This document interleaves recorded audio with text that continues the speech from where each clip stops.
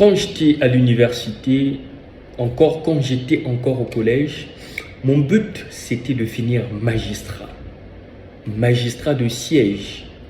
Mon but c'était d'être un magistrat éminent, rempli de connaissances. Un magistrat qui pouvait être habillé en toge, la toque à côté et ainsi de suite, être là au barreau, ainsi de suite, trancher les affaires, les différents, ainsi de suite. C'était cela mon rêve.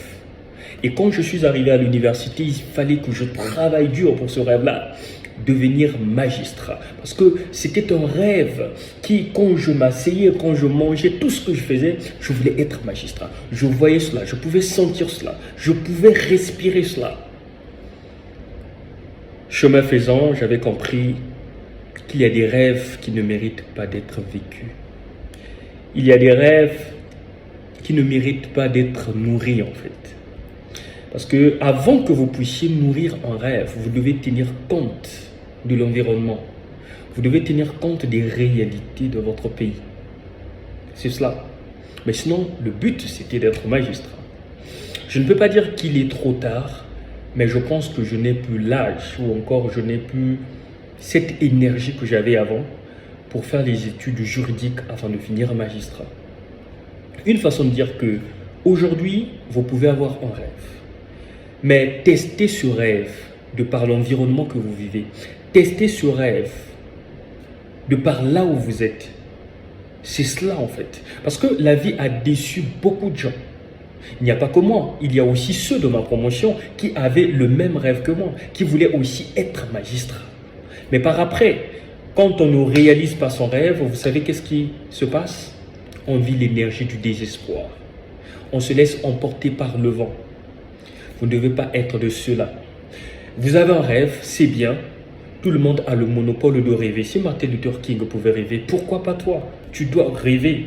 Mais quand tu rêves, tu dois tenir compte des circonstances. Ne rêve pas pour rêver. Tu as 50 ans, tu as 60 ans, tu veux finir astronaute. On doit se calmer un tout petit peu. Tu comprends d'ores et déjà que ton rêve a un problème. Ok? Donc quand on rêve, on doit tenir compte des circonstances. On doit tenir compte des environnements. Moi qui croyais que j'allais finir magistrat, mais la réalité m'a rattrapé. On me dit que ta place, c'est ici. Je ne me plains pas certes, mais au moins quelque part, il y a cette frustration au fin fondement. Je me dis, ben tiens, j'ai longtemps nourri ce rêve. J'ai travaillé pour ce rêve. Je me suis donné pour ce rêve. Mais hélas, ça ne s'est pas reproduit. C'est là où je comprends qu'il y a ces rêves qu'on construit. C'est parce qu'on n'a pas encore vu le bout du tunnel.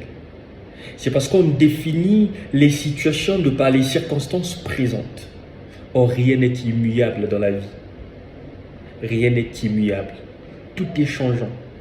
C'est ce que vous devez comprendre. Donc, quand vous nourrissez un rêve, tenez compte des circonstances. C'est ce que vous devez comprendre. De peur que la vie vous donne des mauvaises surprises et ça ne sera pas agréable. Vous avez un rêve, c'est bien.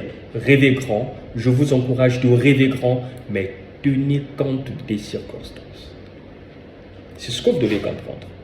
Donc, c'était un petit message que je voulais partager avec toi. L'expérience hier, on va toujours se partager des expériences. Nous sommes là pour se partager.